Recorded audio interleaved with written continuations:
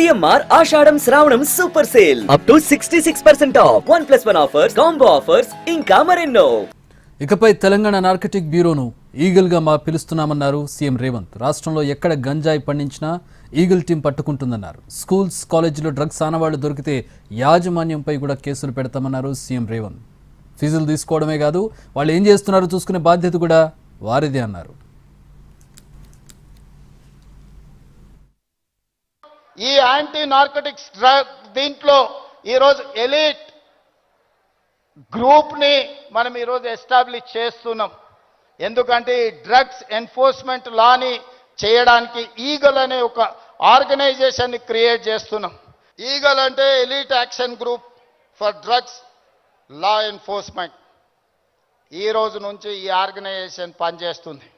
ఈ గద్ద మీరు ఎక్కడ గంజాయి పండించినా కనిపెడుతుంది. ఇవాళ మీరు ఈ గద్ద అడవిలో దీనికి స్పెషల్ ట్రైనింగ్ ఇవ్వబోతున్నాం.